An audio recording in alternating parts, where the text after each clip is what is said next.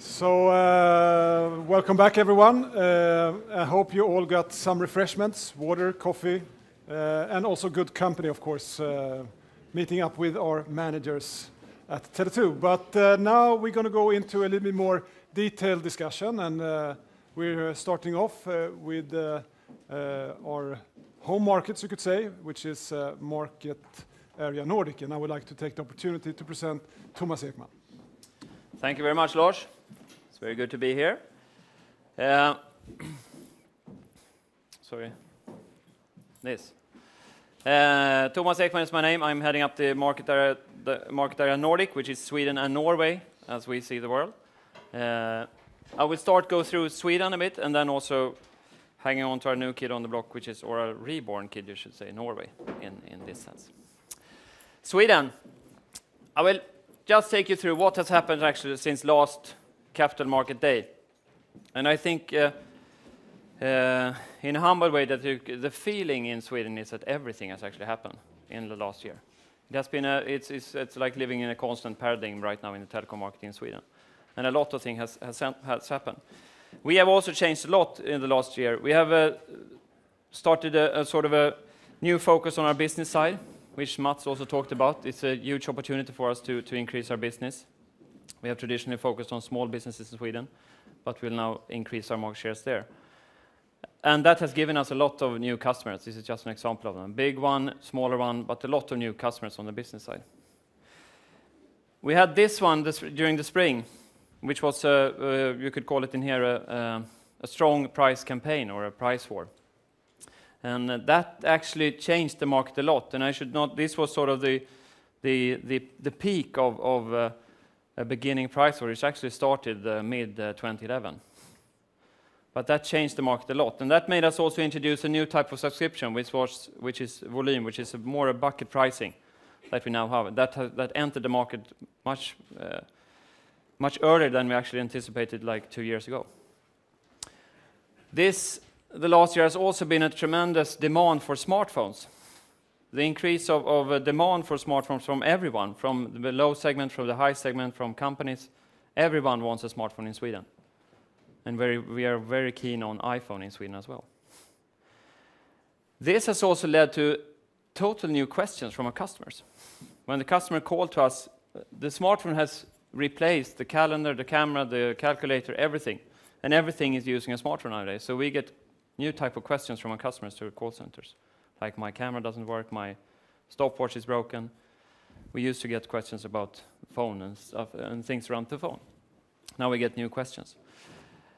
We have also introduced a lot of new applications in the Swedish market. This is just an example. We have Plus46, which is the yellow one on this one. We have Y-Wallet, which is our joint mobile payment company with the other operators in Sweden. We have Tele2 Fixit, which is actually an application that is a way of communicating with our customers in a better way, that you as a customer can tell us when you have a dropped call or when you have a bad connection or whatever, and we get the exact position where you are and you just send it in and then we can work on fixing it. So it's a much more transparent way of working with customers. And it's easy for the customers also to give us feedback on how the network is working. We have seen a very high squeeze on prepaid market the last year. The prepaid market as such is shrinking in favor for postpaid, and we as a market leader in prepaid, of course, are affected by this. But we're doing a lot of things in order to mitigate on that. We have launched fast fixed price on the Comic brand, both on prepaid and on postpaid, since we relaunched the Comic brand. We also changed our strategy in the residential side on fixed. We used to build a lot of fixed last-mile fiber networks to households in Sweden. But we saw during the spring that case is not good. It's not good for us to build to go forward with that, so we changed the strategy. I will come back to that. We have continued building out our shops in Sweden, which is more and more important for us. We see still a high growth in 3G, where we build out a lot of capacity, but with the true growth comes from 4G. We have just done, we're actually first in the world of doing a multi-operator core network in Sweden together with the Net4 Mobility Corporation, where we actually we put together our 2G networks. And we relaunched Comic as a brand, as a discounter brand in Sweden. This is just a flavor of what has happened during the last year, but it's a lot of things going on in the Swedish market, both internally for us, but in many ways also externally in the whole market as such. And it is like a melting pot in Sweden. If you look at the operational performance for Sweden, we have roughly 80% of our revenues comes from mobile, and 20% something comes from fixed telephony and fixed broadband. We see a growth in mobile, an underlying growth in mobile, which we will continue to pursue. We see quite a good margin on the fixed telephony side, around 30, a little less than 30.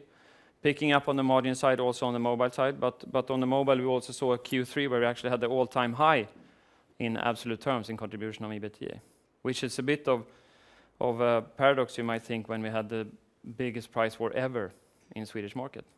But that is due to the fact that we work a lot with the cost, of course, but we also focus a lot on the absolute contribution of the EBITDA money. Mats has been talking a bit about this. And Sweden's sort of answer to Mats' wishes, or what you will call it, going the value champion, because we need to go to value champion way. Because we see that people are getting more and more used to handling mobile phones, handling our services. Some customers, some business customers, some residential customers want the full service package. They want the complete customer service. They want the complete product portfolio, which we provide them with on the Tele2 brand. But we have a huge asset in Sweden with the Comic brand. Comic is, as you know, is a very, very strong prepaid brand in Sweden. And it actually has been also a postpaid brand in the beginning. But we have a very wide distribution network, so Comic as a brand is an asset that we really need to use. So we have relaunched, more or less you can say, Comic as a discounter brand, as a true discounter brand. Because we need that kind of tool in the Swedish market. So we need both tools, and we have the opportunity here now with these two assets to use them. So Tele2 will go the sort of the more value champion way, or the value for money way. Comic will take the full discounter brand. In order to handle Comic as a discounter brand, of course we need to choose other ways of distribution, other ways of customer service, focus mainly online. Very, very low key, no thrills, no extra sort of, it will be a true discounter brand. This is the position today where we are in a low perceived price area with Tele2 brand. We have the other brands on the high perceived quality, more higher perceived quality for Telia, more higher perceived price for Telia as well. We want to, with Comic now, we can sort of drag these two brands apart and get a clear position on the Swedish market. With Comic taking on the very low price, the key price, having price as the key, and move actually Tele2 brand a bit more, still having price as the cornerstone, but move a bit upwards in quality. And when we talk about quality, I don't think we should also, I mean, for an operator, quality has been, when you think about quality for an operator, you often think about network quality. But network, I think that we probably have the best network in the world, and we need to focus more on the quality, on the service for the customer service, when you buy our handsets, when you want to upgrade, when you want to downgrade, or even actually as Mats called also, when you want to cancel. Everything should be delivered upon a high standard. And there we have a lot of work to do.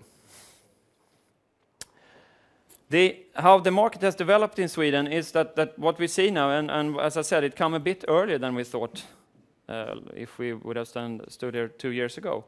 The bucket pricing in Sweden has really taken off.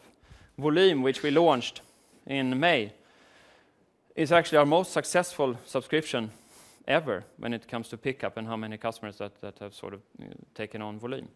Kompis is very successful as well, but Volym is much more successful in the first half year we have had it. And this, of course, also makes us, I mean, that people buy bucket pricing, of course, make us less vulnerable for other services like OTT services. But it also makes it very clear for the customer what am I buying and what am I getting. And this has also made it easier for us to get people to understand that they pay for data. Because in many of the bucket pricing here, you get a lot of minutes, you get a lot of text. And a very good thing, of course, to get people to understand why they should pay for data is to give, not for free, but give more or less for free the feeling that you get the minutes, you get the SMS, but I pay for data. What they used to pay for, they just get with the package, but they buy a data package. And we see that actually that's working. And you can see the increase of this, of course, that we now have about 50% of our revenues comes from bucket revenues or from periodic fees, fixed fees, which is very good. This is also, of course, the last year, has also the last 2 years, I should say, from 2010, you can see here. The blue above is hardware equipment sales. That's part of our revenue. The red one is data, and the black one is voice and SMS. Of course, data and hardware is taking a lot more, a significant part of our revenues, actually. And we foresee the coming future that handsets, of course, will still be driving on and having a large part of the revenues. Voice and SMS, you can see it's fairly stable, but still we see a small growth in that, but what is growing is, of course, data. And data as such, and this is pure data, is growing a lot. And I think it's really interesting picture, especially with the hardware sales, to see what is actually our revenues come from. The hardware is a significant part of our revenue today.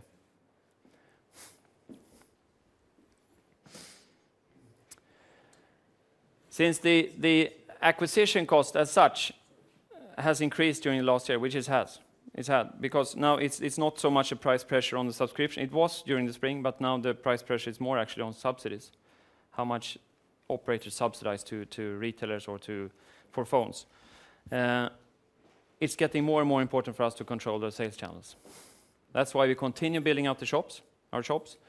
We continue, of course, be one of the strongest partners for the third-party retailers, which also is very important. And we continue to build out the online services. Makes them even easier for people to buy, to get customer service, to do whatever they want. And the latest thing we have done, which you probably have seen outside here, is a new sort of to use Comvik strong distribution in FMCG kiosk or 7-Eleven stores or Pressbyrån, as they call it in Sweden. We have a small, like a check-in machine you have in the airport. You can go in, you just pick what kind of phone you want to buy. If you want to keep your number, or if you have a new number, you go to the cashier, show your ID, and you get the phone. And before you even started to eat your Apple on your way out, you're up and running with your Samsung. So it's a really good thing, and it's half the price of selling in other channels. So of course we want to develop that even more and want to build it out as now we're launching it in 30 stores in Sweden, and we'll see how it works. But the plan is, of course, to continue launching it in more kiosks, more 7-Elevens, more Pressbyrån. And you should really try it. If you haven't bought your Christmas present yet, you can buy them outside here. Yeah. Of course, we also sell the SIM only here. So you can go in and upgrade and get a very good priced, cheap subscription with your SIM card. Just put it in your phone and you're up and running. This kind of distribution, I think, is also the future for us, because it's in Sweden specifically, people are used to buying smartphones. Many people don't need sort of the extra attention you get from a retailer. Many people do, but many people don't. And that's why we see the opportunity of launching this. And I urge you really to try it. One other thing with this is that you can be online at home. You sit in your nice sofa at home, buying your phone, and then when you have sort of completed the shopping online, you get a question if do you want to get the phone right now, or do you want to wait for a couple of days? And then we see where you are, and we search up, and then we can sort of advise you to the closest 7-Eleven store, and then you can go and pick up your phone nearly in the middle of the night, not nearly, but in the evening at least, or in the morning, whenever you like. But you can pick it up immediately. And that also is a combination of the online and offline, of course, which makes it easier for the customer to become a customer.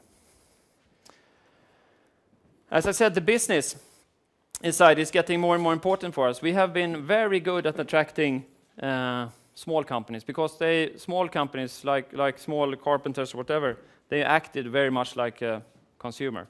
So we have been very good in attracting those. We've also been very good actually attracting really big companies. But where we see we can have a great potential in the future is, of course, in the middle, in the SME segment. It's a SME segment. We have gained a lot of companies there. These are also big companies, of course, but for us right now, taking market share, we are a price leader in the SME segment. We're also building out our CaaS, as it says there, communication as a service, where we actually take on, you as a company can outsource your whole communication part of your company to us, and we fix everything. That is also increasing a lot. So we are gaining market shares in this market, and we will continue to do so, because we see this is a sort of a holy land for Telia, has been for many years. And it's an overpriced market where we see that we can gain a lot of market shares. So we'll continue taking market shares in this market. And it is an important market. Everyone today also, even the smallest company, wants more and more complex solutions. And that we can provide them with, and we can do it in a very efficient way. So we'll continue on this. This is one of my favorite slides. I showed you this one last year. Why are we doing these JVs, the joint ventures for the mobile networks in Sweden? And I think it's a lot of questions around this. Why do you earn on this, or do you save money on this? Yes, we do. We save a lot of money. We use the money wisely. The money we save, we invest, of course, now in the 4G network to build out that one. But when you compare savings in this kind of networks, in a shared network compared to others, you should also compare to that. The thing is that you cannot compare it as we would not build a network, because that is not an option. Of course, we will build a network, but the thing is, you should compare it if we were to build it standalone or build it together with a partner. And we see that we save a lot. Right now, when we did the multi-operator core network operations here during the fall, we also have increased our 2G network a lot. We have gotten 25% more base stations for 2G, which has improved the quality, of course, and it has improved the coverage. We've also got an edge in the 2G network. 2G is still very important for us when it comes to voice. And now edge also improves that feeling anymore. The mobile data that we're actually installing now, it's probably the most advanced that you can get right now. And we need that, because people are, is there one thing that people want in the world, it's data. Peace, of course, but second is data. So we really need to have an advanced mobile data network in order to handle the demand for data. And that we do. And as you can see also, the network cost per megabyte is, of course, decreasing a lot, and it will continue decreasing. This is how it looks right now. This is just to show, maybe you can't see the colors, but we have a very good connection of 4G and 3G right now. We will, during next year, start to build on the frequencies we have with 1800 for LTE and 800 for LTE as well. 1800 is for us in Sweden, it will be mainly for capacity. So it will be built in the major cities, Stockholm, Gothenburg, and Malmö. 800 is a very good coverage band, which will be completed or complemented with 1800 and 800. And by that, we will have a very good LTE coverage in whole of Sweden. We will also be in north part of Sweden. This is just an example of showing how it looks. But as you can see, the 1800 coverage in this one is more a capacity band where you use, but while the 800 band is very good for coverage.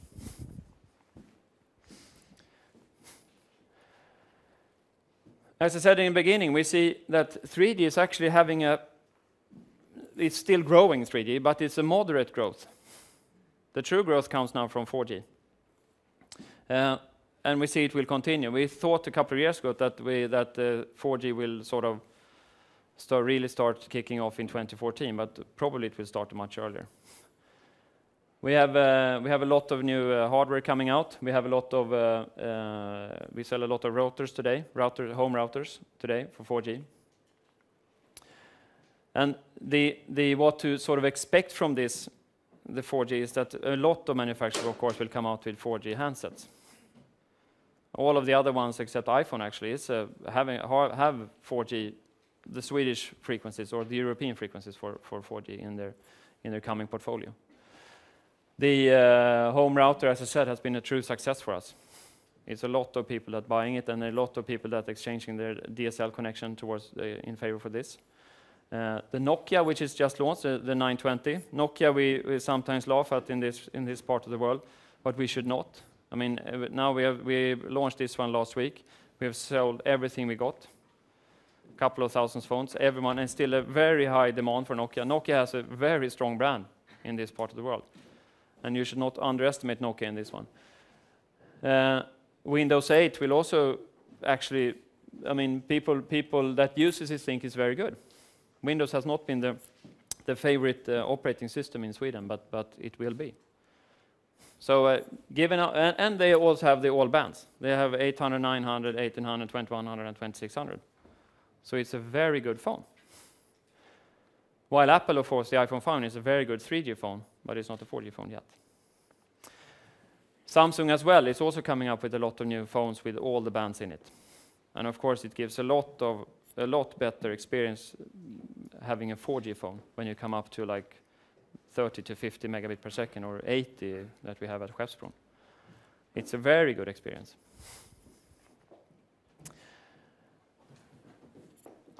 This is just that the thing I talked about with the apps that we're launching. We launched this one. Maybe you've tried this one, or if you're a customer, you should definitely try it. And if, or maybe everyone is a customer here. This is a VoIP app actually that you use when you're abroad, but you can use it at home as well. You call for the same price plan as you have. So if you have 69 euro per minute here in Sweden, then you call for 69 euro per minute in Thailand or Holland or wherever, as long as you're on a Wi-Fi network. So the consumer have the same experience with their bill when they come home as they have when they're in Sweden if they use the app. We see a good pickup on it. Of course, it's very, very small so far, but we still see a high growth on this one, and we see it will increase as well going forward. To this also I can say that we actually made our first VoLTE call last week in Sweden. First in Europe, isn't it right? Yes. First on live network, on live 4G network, which was very good, and the voice quality is perfect. Yeah. VoLTE is, of course, also a very good thing for us coming on for the 4G network. And we see when the handsets for that comes out. But at least we have done the calls and tested it, and it's a very good quality. 4G is also a very good network for applications like this, of course. The fixed side for Sweden, we changed the strategy, as I said, from the residential side during the spring. And that is due to the fact that the market for fixed broadband in Sweden has changed a lot during the last 12 months, you can say. Many operators like Telia or Tele2 or the municipalities in Sweden are building out heavily. They're heavily building out their fiber networks in the different parts of the country. We have also built out a lot of last mile fiber to the households. But we saw during the spring that this is not our thing to do. It costs a lot of money. It's a long payback. It's not for us. It's better for us that we concentrate on having a great offer to the end consumer. And we are also able to have that since the open access network structure in Sweden is really starting to kick off, where you can have several operators on a network, and we don't need to own that last mile network, because the most expensive part of building a fiber network is the last mile. And that business case was not ours. So we thought we changed our strategy actually from building last mile to instead going fully on open access network. On the business side, however, the business case is very good. So we will still continue to build fiber to the last mile even onto the business side. And we see, of course, that going forward that we can continue by doing this. And we are a strong brand, and we will also use that. The open access networks also perceive us as a very strong brand. And all these kind of municipalities, they just don't want the very local broadband company. They also want big brands like ourselves in order to sort of lift the whole feeling of the network. So we often get we get high market share in the networks that we enter. And we see that we will, with the open access area, we will reach some 600,000 plus customers by next year. With really good offers. But as said, to the business, we will continue building the last mile. The fixed market in Sweden, just to elaborate a bit on this, the fixed market, I should say, is also reaching sort of its last and final phase. If you take the first phase, when people started to buy DSL, got like 8 megabit per second some 10 years ago. The second phase were actually when the cable operators like Comhem, for example, in Sweden, started to offer broadband to all its customers. And people started also to demand for fiber networks. And the third phase now is that actually everyone is wanting fiber. And all the villas is getting fiber, all the multi-dwelling houses as well getting fiber, everyone is getting fiber. And that is probably maybe not the final phase, but it is a phase that will last for a long time. And also many of these multi-dwelling houses in municipalities, they want open access in their network. They don't want to be locked into one single operator. They want to have a possibility to offer their households a different variation of operators. And that's why we see a huge potential in this market. Okay, so just to summarize, before we go into Norway, we have Comvik and Tele2 brands are positioning for differentiation. Comvik as a discounter and Tele2 as a value champion. We see a very strong demand for bucket pricing in Sweden. We see a very strong demand for smartphones. The handset and data is taking a significant part of our revenue, more and more. High growth in 4G, moderate growth in 3G. And fixed services, of course, generate a strategic and financial value to us, because we earn money on it. Let's go into Norway then. The new kid, or the reborn kid on the block. As you know, we made the purchase of Network Norway last year. We are working heavily on rolling out our network, and we also focus as well in Norway, it's a high focus on bucket price subscriptions. In Norway, what has happened since last is, of course, that we integrated the company. We're finished, we're done with the integration, and it has worked very well. The culture is adapted, and the brands are being about to be repositioned. We have focused a lot on building out our network. We have for a third year in a row actually been elected to the operator of the year in Norway for one of our brands, and also for Tele2 brand, also for one of our prepaid brands in Norway. We have launched several applications. This is an example of it, which is a mobile IP application, more just like the +46 we have in Sweden, but this is aimed for companies, for business to business. And we have relaunched our prepaid brand, which was previously called Lebara. It's now called MyCall. On the operational performance for Norway, we have 95 or 94% of our revenue comes from mobile, and some 6% comes from fixed. So of course, this is a true mobile operation. We are picking up on the EBITDA. We are also, as you see, we have reduced the capex a bit, but that is not only positive, I should say, because we want to build up more in a higher speed. If you look at the brands, we now have 4 brands in Norway. We have Tele2,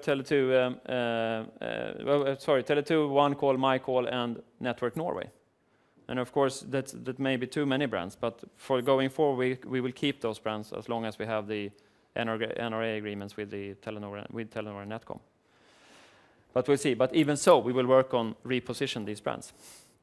And we want, of course, OneCall to be the low price fighter in Norway, MyCall being the very segmented or clear position at immigrants and international traffic.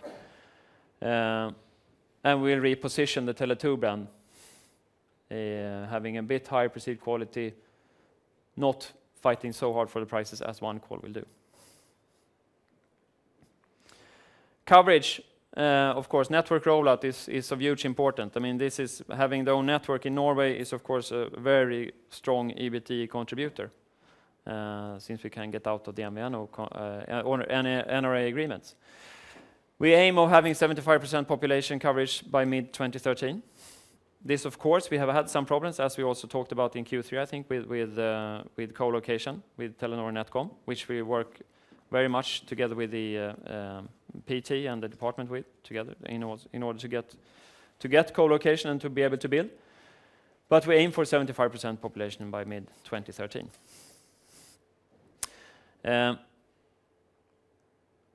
This might be a scary picture, but it's not, because this is actually why we did what we did in Norway, why we entered Norway. Because as you see, Telenor has a too high part of the frequencies in Norway, 47%. And a modern country usually do not let one player have so high part of the frequencies. And we see a big opportunity for rebalancing. And the first proof of this has actually been the latest auction when we, in the 21 megahertz band, where actually it was divided in a very good way and in a very, very competitive way to actually get even more competition from the PT. So it's the first sign of that actually this will be rebalanced in a very good way. We have coming auctions coming up with 800, 900, 1800. Probably will get in Q1 or Q3 we will probably see the auctions coming up, I think. But we see a huge opportunity, of course, in Norway, and we see a huge opportunity that building out the third network will be very good thing for us. So just a brief summary then. The reposition of our brand portfolio is important for us. Even more important right now is to build out the network and get the network up and running and get our customers on the network. I think that's about it. Yes. Thank you. And off you go off to the Q&A corner. Sure. So I get my space. So please over there, Thomas, a lot of questions. Anyone that... we take Laurie this time. I think he has not asked the question. So Anton? I will stand here. Thanks. Yes, Laurie Fitzjohn from Citi. On the Sweden mobile brand repositioning, how dependent is that on 3 not being price aggressive? I mean, for example, if 3 cut prices again, would you choose to respond via Comvik rather than via Tele2? Because if you're going to try and move Tele2 to being higher value, you can't use it to cut prices again and compete on 3 if it's still trying to be towards the lower end. So on that sort of balance, how much dependent on 3? Yeah. Okay. I'm going to repeat the question as always. So it's regarding price competition in the Swedish market. And we have had a spring which has been painted by a price competition, of course, between us and the other operators. We shouldn't only complain about 3 here, but how will we then respond to a possible price war again in the Swedish market with different brands, Thomas? We will. The simple answer is we will respond with Comvik as a brand. And Tele2 will not respond in the same way as we have done previously.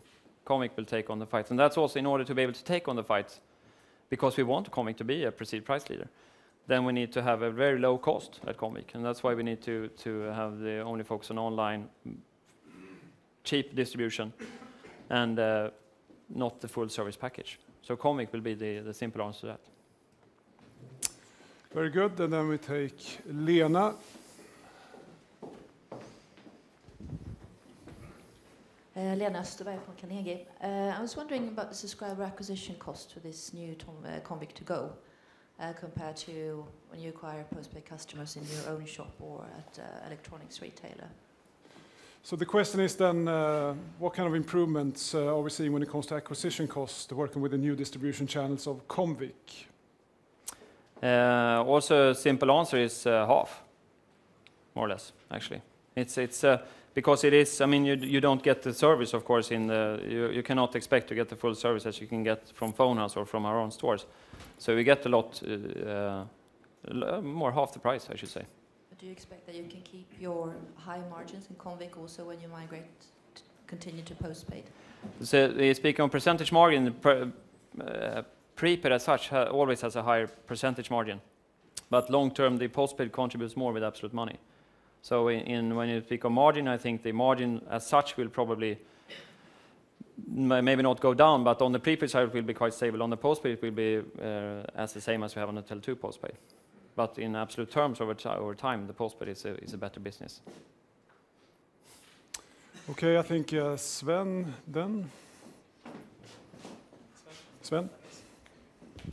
Yes, Sven Sköld from Swedbank. About the trends in Sweden, I saw some regulator data showing that SMS volumes are down materially in the Swedish market in the first half of 2012. That refers to the market and not to Tele2. And I also happened to see a slide here from Mats, I think it was, which showed fairly unchanged SMS volume. So what are you actually seeing there, and how does it impact your business? And a second question, how do you feel that you are trending now versus especially 3? I remember last autumn, 3 was very encouraged by their very positive portability trend versus Tele2, and I think the impression is that you have slightly better offers in the market now, but what's your feeling there? Very good question, Sven. I'm just going to repeat it. Regarding from the Swedish NRA on SMS volumes in the Swedish market is then falling quite dramatically. Comments on that specifically, on the trends in the Swedish market and how it more specifically affects Tele2. And then when it comes to also trends against especially 3, even though we not necessarily always talk about 3 as the main competitor, but still if we would then zoom in on 3 then. That we can know. Of the SMS question, I think we have, you're completely right. I mean, from the PT's side, they see a down in SMS. We don't see that kind of dramatic down from ourselves. We don't. But that is also, SMS is often sold right now in buckets. You don't see a per single SMS purchase in Sweden anymore. So of course that can be a bit blurred about that. We have been very good actually on selling buckets, on SMS buckets, so and keeping that revenue up. But the usage as such is fairly flat. As Mats showed in his graphs, it's fairly flat usage for us. So we don't see that dramatic downturn in SMS from our side. Could be that we also have customers that are using SMS a lot. Our customer base is I mean, we have always had the highest usage of SMS for a long time in Sweden, both Comviq and Tele2. So there could be that as well, that our customers actually use it more than the competitors. But we don't see the same thing as the PTC yet. Speaking of 3, I think that, yes, I think we are better equipped right now. Last autumn, we didn't respond in the same way. 3 gained a lot of market shares during the last or a year ago, and started to sort of setting lower price or go for lower prices, leaving their sort of old challenger position. Now they are fully on price, but we still see that we have better offers in the market now, so it's better for us right now. But speaking of competition, I think that actually 3 is a competitor, of course, but I think that Telia, with one hand, saying that no, we should not go for low prices, but then on the other hand, they have Halebop, which have sort of slashed the market with the low price, especially during the summer. So I think that they are trying to hide that thing that they're trying to gain a lot of customers with Halebop, with that one, because that has actually been driving the lowest price in the market.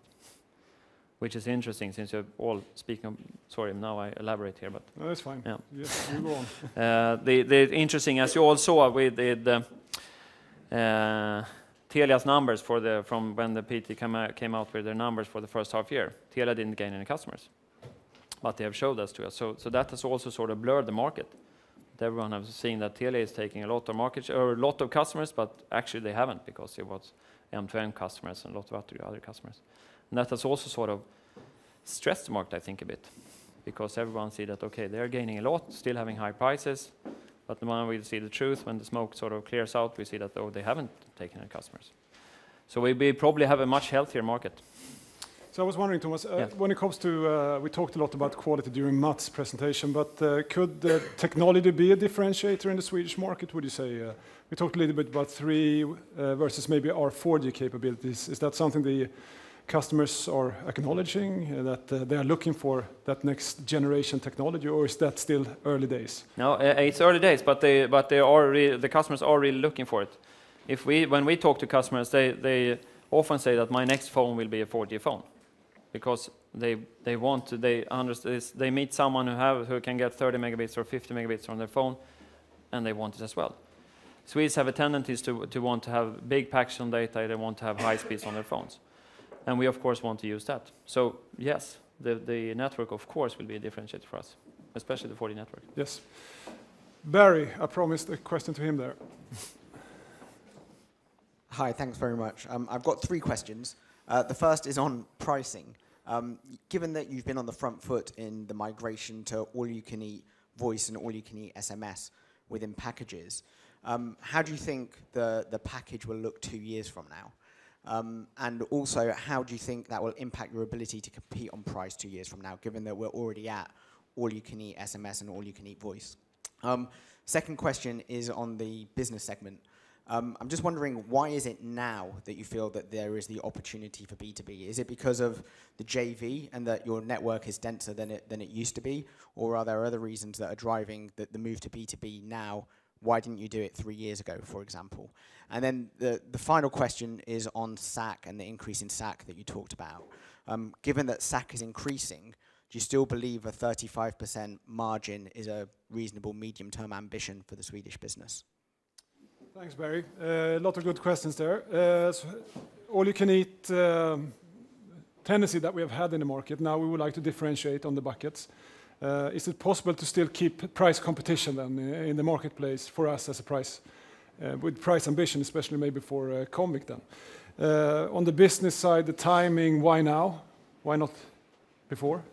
And then acquisition cost, what that means to longer-term margins or how we generate profits in the group as well. Yeah, good questions. The thing about how the package will look in 2 years, I think that what will happen is that the better we become to get our customers to understand data, we will probably decrease the amount of data you get when you buy your package. So we will be much better to upsell on the packages, on the data packages.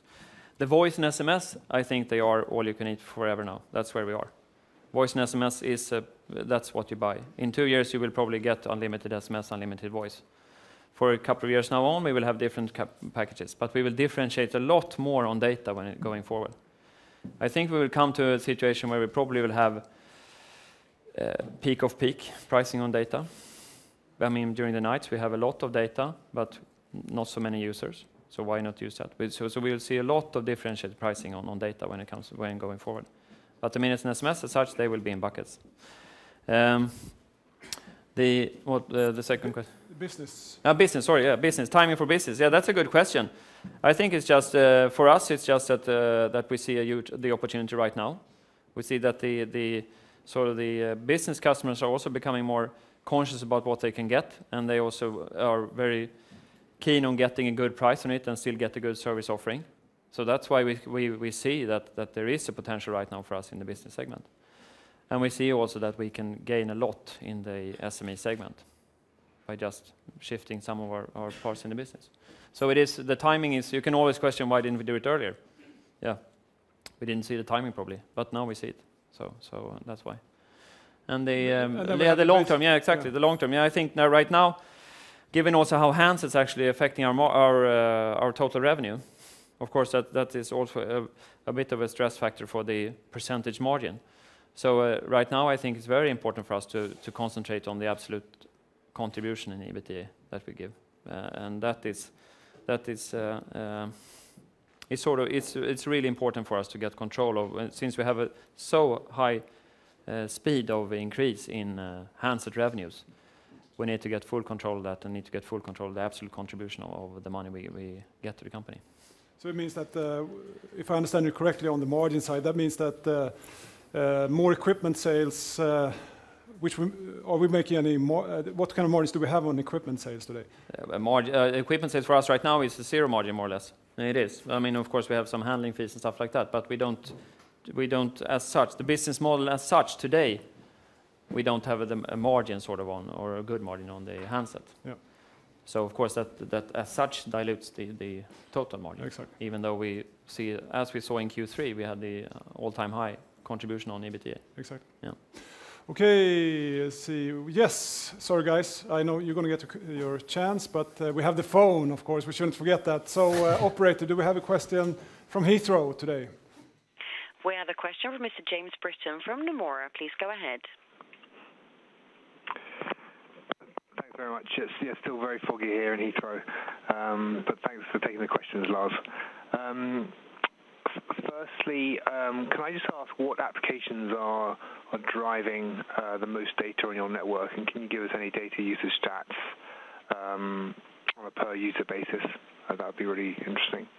And then secondly, we're seeing some interest or some increasing interest in quad play solutions around other European markets. Do you think quad play has a future in the consumer market in Sweden? And if so, how do you defend against it being quite deflationary for the mobile businesses? Thanks. James, if I may ask you to repeat your first question. It was around data usage. Could you just take it quite slowly? Sure, yeah. I was just interested to find out if you could give us any data, any information on which applications are, or, you know, which, I guess the mix of applications which are driving data on your network today. And can you give us any data usage statistics on a per user basis? Thanks, James. I'm going to use a little bit of interpretation here to get the question. I hope I get you right. But so the first question is going to be about when it comes to data usage in our new modern networks, what kind of applications do we see are data hungry that people need to have? Why do they need to use the 4G network to support that kind of an application? What kind of services are they looking for? And then, of course, when it comes to quad play in the Swedish market, how we will address that specifically then as a more mobile-oriented operator. Yes, good question.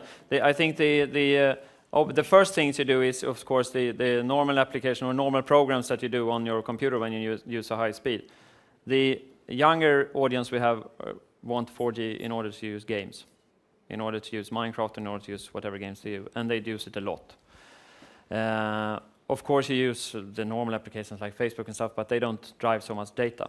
But it is the intense gaming applications that really drives data that people actually want 4G.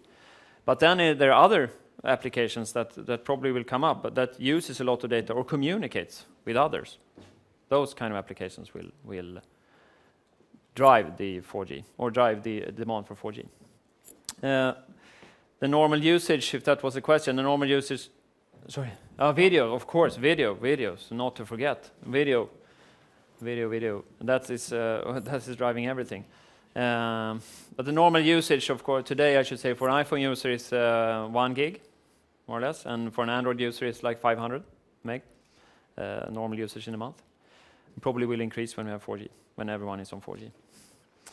And the second question was on quad play, wasn't it? Yes, quad play is an interesting thing. As we talked about earlier here, quad play has sort of not taken off, but I think that, of course, we see a potential when we are entering when we get the triple play customers to work with that customer in order to get them on also on our mobile if they're not all yet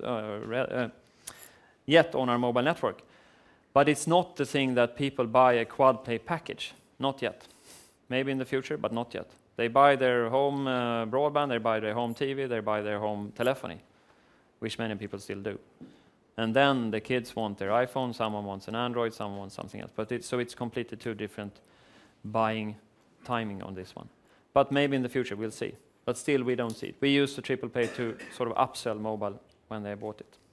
Okay, one last question then. I think Akhil has not yet had his chance, so Christopher, give Akhil. And then, of course, don't forget, Thomas is here. He's an all-nighter, so we have plenty of time to ask more questions. So, Akhil, please. Great. Okay, Akhil from JP Morgan. Just following up from the comments you made earlier on data growth, can you just give us a bit of color on the mix of data at the moment between network and Wi-Fi, and where you're seeing the incremental growth and just how much that really kind of factors into what's going on at the moment? So the question is the mix between mobile network and Wi-Fi when it comes to data traffic. I don't know. So sorry.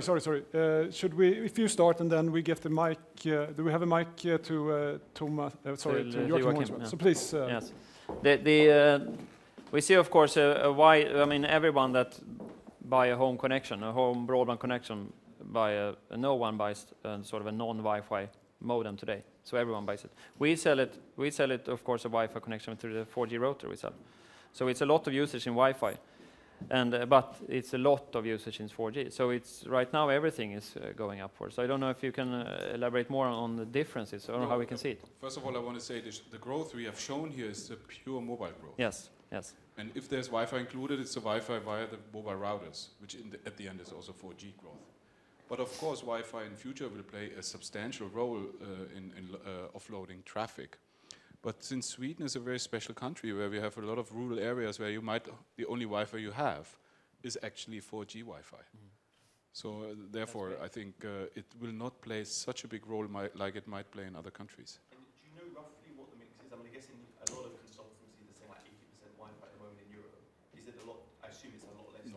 I would guess here. I don't know. But what you see here is pure mobile. Actually, since we had a quite high pressure, if you compare the price per megabyte in other countries, Sweden is very low, and that has, of course, come to effect that we have a history of having low prices on data, especially when we launched the 3G mobile broadband back in 2007, and that actually made it not so necessary for Swedes to connect to Wi-Fi. And then, of course, 3G in a country like this, or 4G in a country like this, where you don't have to roam between the different Wi-Fi networks when you get cheap mobile data, is, of course, that sort of makes the increase of Wi-Fi not so significant as in other countries, since we have such a build-out mobile networks. So we'll see. Okay, well, now when Joachim has revealed himself, I thought I was going to ask a question. Do you see any difference when it comes to Wi-Fi offload if you're a 3G customer versus a 4G customer? Do you have a tendency to offload as much actively, so to speak, as a 4G customer versus the 3G customer? Of course. I mean, 3G has a number of challenges when it comes to indoor coverage because of the high spectrum. And typically, if you are in the edge of a cell and it's 3G indoor, then the performance of Wi-Fi will comparably be so much better than you will experience with 3G. And this is the reason why people tend to use Wi-Fi, which is actually, we are fine with that, you know, if people use Wi-Fi because it offloads our networks. Now in 4G, actually, we have a pretty good indoor coverage.